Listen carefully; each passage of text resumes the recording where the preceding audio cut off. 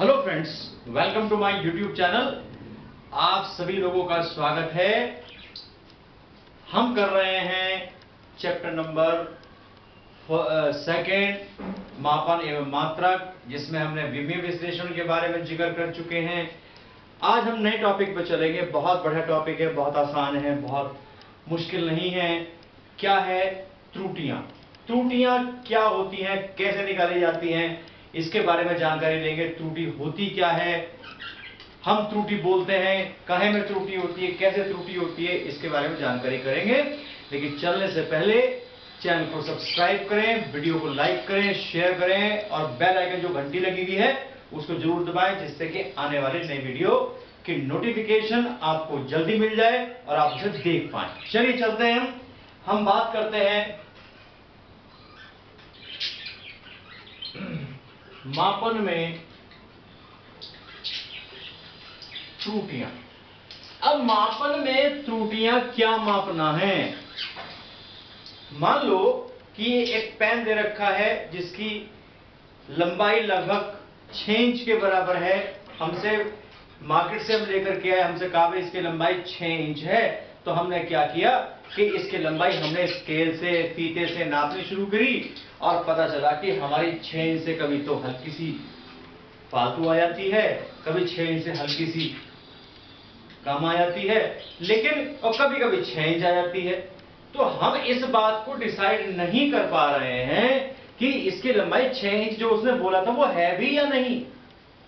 तो जो अनिश्चितता हुई, किसमें? मापन में जो अनिश्चितता हुई, उसी को ही हम तकनीकी रूप से त्रुटि कहते हैं। तो परिभाषा क्या लिखेंगे? लिखिए, किसी, मैं बोलूंगा आप लिखेंगे, धीरे धीरे करके वीडियो पॉज करके लिखनी है। आप लिखिए, किसी भौतिक राशि के मापन में होने वाली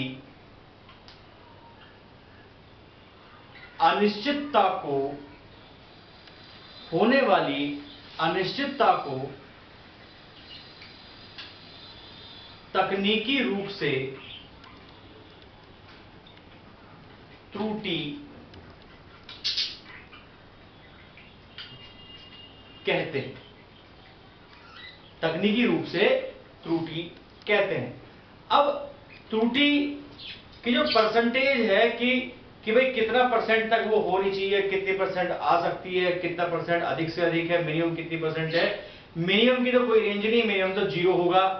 अधिक से अधिक जो त्रुटि आने के चांसेस हैं वो केवल आपके मापन में केवल 5% से ऊपर नहीं होने चाहिए। तो दो चीज होती हैं, एक तो होती है स्टैंडर्ड वैल्यू जो कि वैल्यू दी हुई होती है, और दूसरी होती है परिकलित मान। परिकलित मान कौन सा होता है? जो जिस चीज को आप ऑब्जर्व करते हैं। तो इन दोनों में जो अंतर लिया जाता है वो क्या कहलाती है? त्रुटि कहलाती है।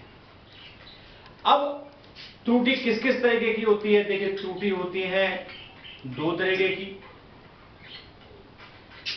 एक तो होती है वो त्रुटि जिसके बारे में हम जानकारी कर सकते हैं, जिसके कारण जान सकते हैं। हमने नापा, ये व्यक्तिगत त्रुटि हो गई, उसको हम किस तरीके से कर सकते हैं? हो सकता है कि ये यंत्र ही गलत हो, तो इस यंत्र की त्रुटि हो गई। एक हमारे काम करने के तरीके में त्रुटि हो सकती है। एक त्रुटि कौन सी हो सकती है कि बाह्य कारक, जैसे हवा चल रही है, टेम्परेचर बढ़ गया, या अन्य कोई भी कारण हो सकता है, उसे कारण भी त्रुटि हो सकती है। एक होती है, एक ऐसी त्रुटि होती है जिसके बारे में हमें जानकारी नहीं होती। त्रुटि हो गई तो लेकिन हमें जानकारी नहीं है इसके बारे में, तो हम बहुत सारी त्रुटियां इसके अंदर आएंगी। लेकिन हम जो सबसे पहले हम बात करेंगे, इसके अंदर बात करेंगे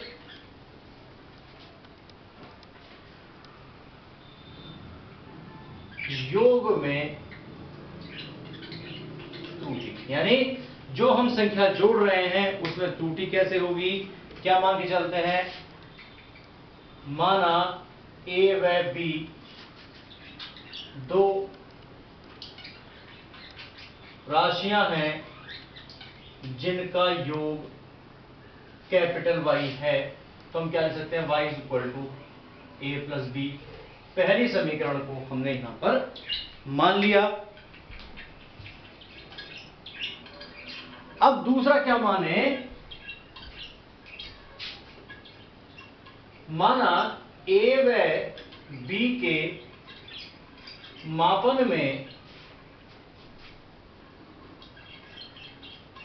क्रमशः delta A plus minus delta ए व प्लस माइनस डेल्टा बी त्रुटि आती है। प्लस माइनस क्यों लिया, प्लस माइनस इसलिए लिया, स्टैंडर्ड वैल्यू जो है, जो हमें वैल्यू दे रखी है वो ए है, उसको नापा।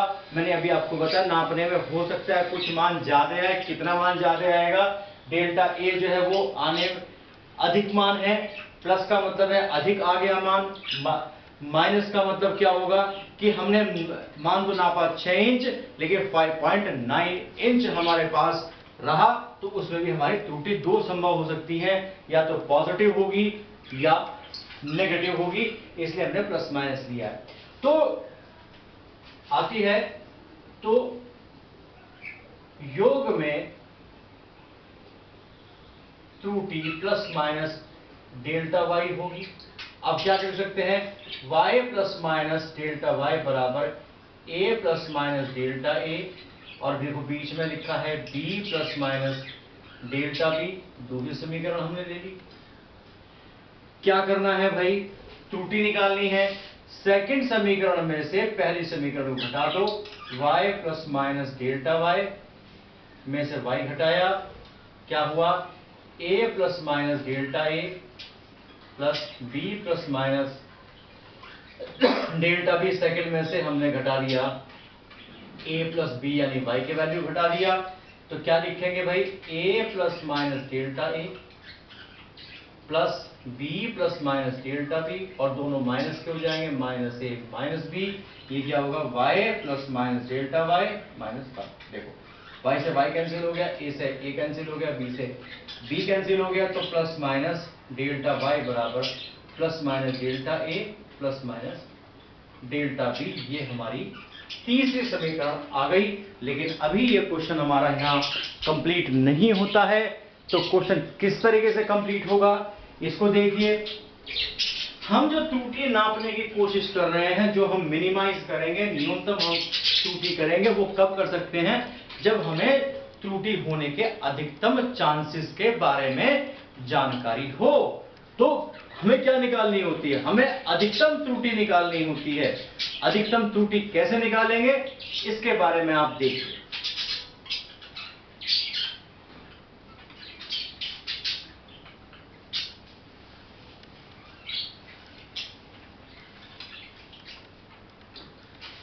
इसके बारे में देखने के लिए अधिकतम त्रुटि के लिए जो हमारे पास लास्ट वैल्यू आई प्लस माइनस डेल्टा ए प्लस माइनस डेल्टा बी के लिए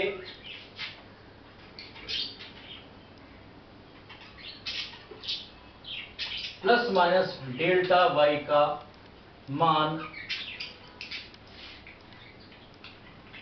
delta A plus delta B या माइनस डेल्टा ए प्लस डेल्टा बी, यानी दोनों मान पॉजिटिव हों या दोनों मान नेगेटिव हों, होने चाहिए।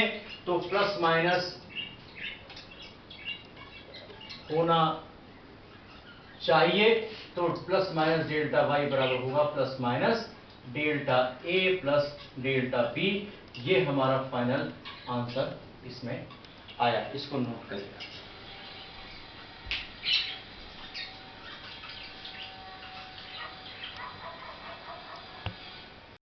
चलिए अब नेक्स्ट टॉपिक की हम बात करते हैं। नेक्स्ट टॉपिक में क्या होगा कि अंतर या घटाने में त्रुटि। उसी तरीके से y बराबर a माइनस बी लेके चलेंगे। पहली समीकरण a और b दो राशियां हैं, अंतर हमारा यहां आता है, और त्रुटि के साथ की जब हम बात करेंगे तो y plus minus delta y बराबर a plus minus delta a minus b plus minus delta b, ये हमारी सेकंड समीकरण त्रुटि के साथ जब हमने ए और बी का मापन किया तो ए का मान जो नया मान आया ए प्लस माइनस डेल्टा ए आया और बी का जो नया मान आया नापने के बाद में वो B plus minus delta B आया। या तो बी का मान वास्तविक मान से अधिक होगा या बी का मान जो है वास्तविक मान से कम होगा। अधिक होगा तो प्लस आ जाएगा, कम होगा तो माइनस आ जाएगा। तो त्रुटि कैसे निकालते हैं? त्रुटि सेकंड में से फर्स्ट को घटाइए, y plus minus delta y minus y, क्या होगा? a plus minus delta a minus b plus minus delta b minus a minus b, ये वाला कर दिया। इसमें से y कैंसिल होगा, प्लस माइनस डेल्टा y क्या होगा? a plus minus delta a minus b। अब यहां ध्यान देना, ये माइनस का चिन्ह है, अंदर गुणा करेंगे तो पहला b माइनस का हो गया, इसका माइनस की गुणा प्लस से तो minus plus delta b minus a plus b cancel होगा। ये क्या बचा? Plus minus delta a minus plus delta b delta y। अब त्रुटि होने के चांस, त्रुटि होने की 4 संभावनाएं हैं। क्या क्या है? पिछले वाले में ये नहीं बताया, इसमें देख लेना भाई। या तो दोनों प्लस के होंगे, delta A plus delta B, या दोनों माइनस के होंगे, माइनस, या एक प्लस का होगा दूसरा माइनस का होगा, या पहला माइनस का होगा दूसरा प्लस का होगा। अब दोनों राशियां जोड़ी जाती हैं, चाहे दोनों पॉजिटिव की हो चाहे दोनों नेगेटिव की हो, तो दोनों पॉजिटिव की होंगी या दोनों नेगेटिव की होंगी तो हमारे त्रुटि होने की संभावना सबसे ज्यादा होती है, अधिकतम होती है। तो अधिकतम त्रुटि की हम बात करेंगे, करिए नोट।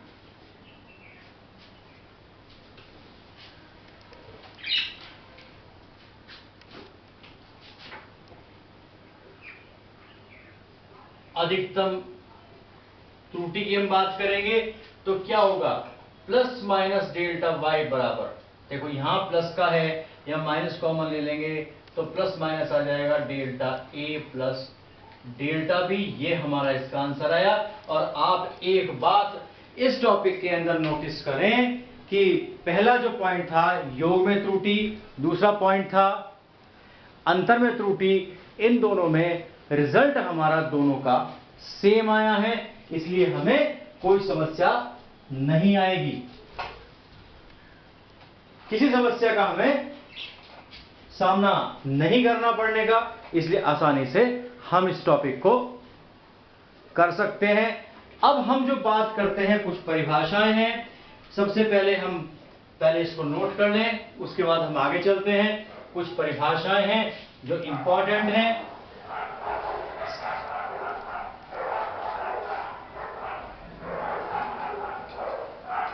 निरपेक्ष त्रुटि, इसको इंग्लिश में कहते हैं एब्सोल्यूट एरर। एब्सोल्यूट एरर कैसे निकाली जाती है, किस तरीके से निकाली जाती है? देखिए, त्रुटि को लेने के लिए हमेशा एक बात ध्यान रखना कि जब हम किसी भी प्रैक्टिकल को करें या किसी भी वैल्यू को, किसी भी वस्तु को नापें तो उसकी जो ऑब्जर्वेशन होनी चाहिए, प्रेक्षण होनी चाहिए, वो अधिक से अधिक हो, कम से कम 3 हो, ज्यादा कितने भी कर सकते हैं, 3 से कम नहीं होनी चाहिए। और निरपेक्ष त्रुटि में क्या किया जाता है कि अगर हम नापे गए मान का औसत लेते हैं तो हमारे त्रुटि होने के चांसेस कम हो जाते हैं। तो क्या परिभाषा होनी चाहिए, इसको नोट करिए।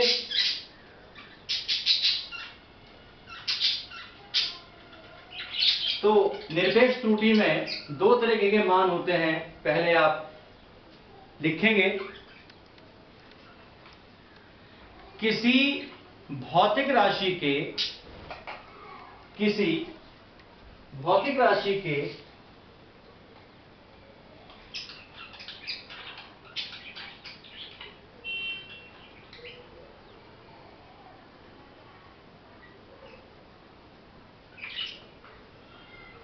मापन में लिए गए प्रेक्षणों के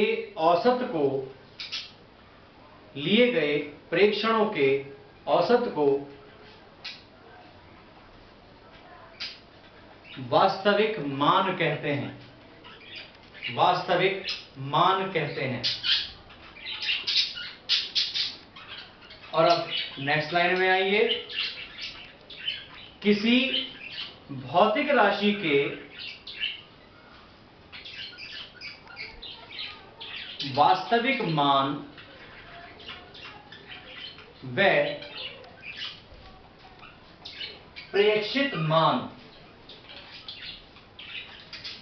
के बीच के अंतर को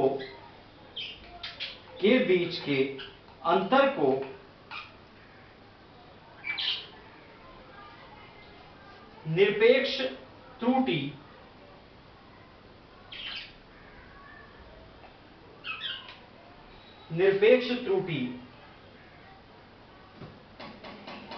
कहते हैं। अगले हम लिखिए, माना A1 A2 AN किसी भौतिक राशि के प्रेक्षित मान हैं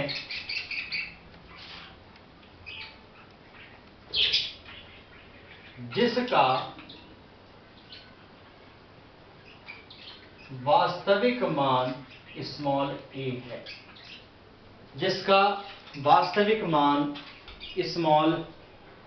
है।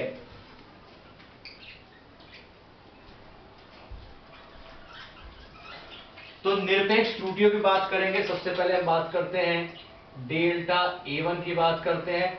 हमेशा ध्यान रखिए, जो औसत, इसको मैंने औसत बताया है, वास्तविक मान को औसत बताया। औसत मान A1 से कम नहीं होगा, AN से ज्यादा नहीं होगा।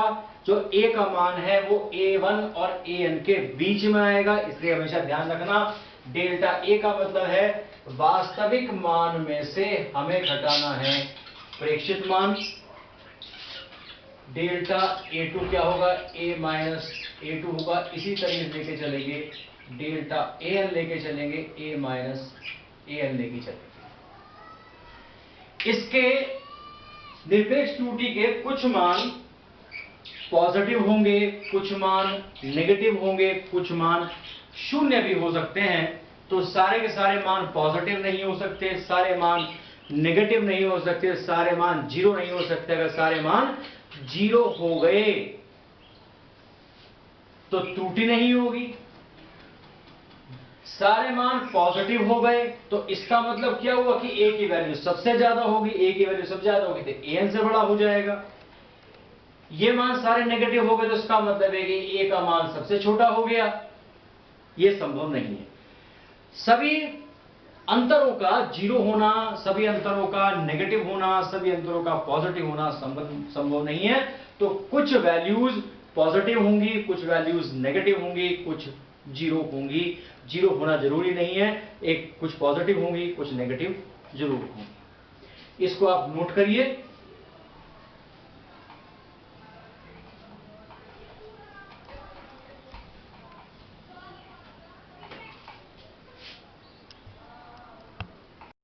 चलिए अगले टॉपिक पे चलते हैं। माध्य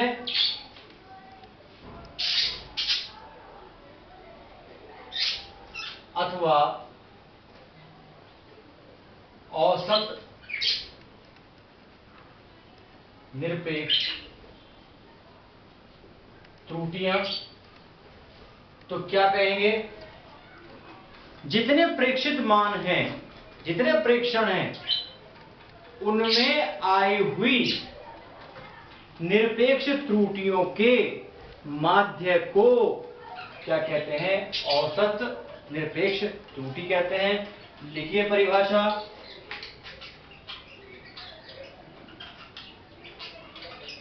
विभिन्न प्रेक्षणों की निरपेक्ष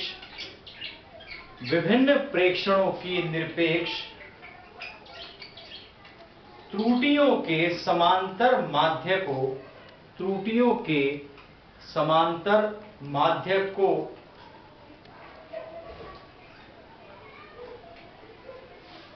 माध्य निरपेक्ष त्रुटि कहते हैं। तो इसको कैसे करेंगे? डेल्टा ए के ऊपर लगाया बार हमेशा जो बताएगा माध्य को या औसत को बताएगा। ऊपर जो वैल्यूज मैंने आपको बताई हैं वे वैल्यूज कुछ पॉजिटिव आई हैं, कुछ नेगेटिव आई हैं, लेकिन हाँ यहां पर हमें केवल उसके मान लेके चलने हैं, प्लस माइनस नहीं लेके चलने, इसलिए ये एक चिन्ह लगाया। इसको मैं बताता हूं क्या कहते हैं।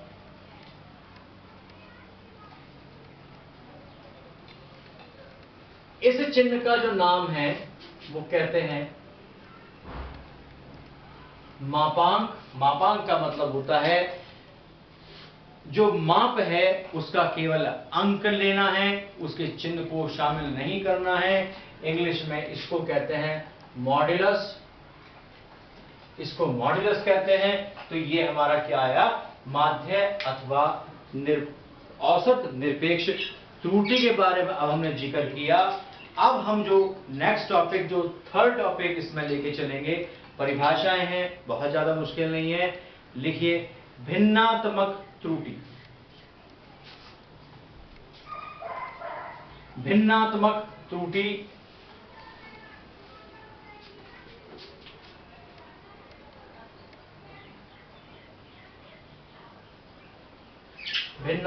त्रुटि इसको इंग्लिश में कहते हैं फ्रैक्शनल एरर कहते हैं भिन्न के रूप में। तो लिखिए इसके बारे में, भिन्नात्मक त्रुटि के बारे में लिखिए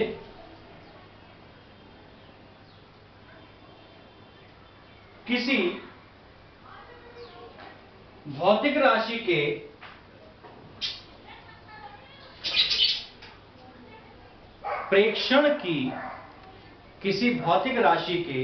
प्रेक्षण की माध्य निरपेक्ष त्रुटि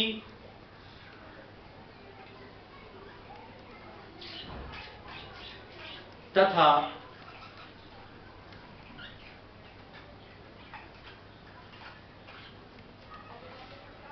राशि के वास्तविक मान के अनुपात को, राशि के वास्तविक मान के अनुपात को भिन्नात्मक त्रुटि कहते हैं या फ्रैक्शनल एरर कहते हैं।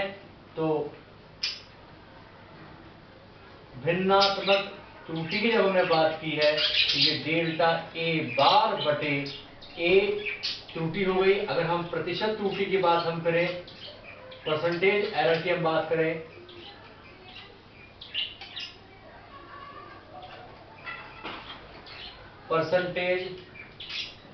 बात करें, इसी मान को अगर हम 100 से गुणा कर दें तो क्या बन जाएगा?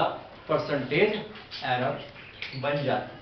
तो इस तरीके से आज हम इससे ज्यादा नहीं लेके चलेंगे। आप लोग ये बात ध्यान रखिए, जो टॉपिक वीडियोस में कराए जा रहे हैं, स्कूल खुलने पर आपकी कॉपी में ये वर्क पूरा होना चाहिए विद न्यूमेरिकल्स, विद टॉपिक्स आपके रिवाइज होने चाहिए, टॉपिक्स आपके याद होने चाहिए, उनकी प्रैक्टिस आपको होनी चाहिए। इसलिए प्रॉब्लम ना आए, वीडियो को स्टार्टिंग से लेकर के एंड तक जरूर देखें। कोई टॉपिक में प्रॉब्लम आती है, हालांकि प्रॉब्लम नहीं आएगी, फिर भी अगर आती है तो कमेंट बॉक्स में लिख करके पूछें, उसका जवाब आपको दिया जाएगा। लेकिन शर्त यह है, बिना मेहनत के कुछ फल नहीं मिलता।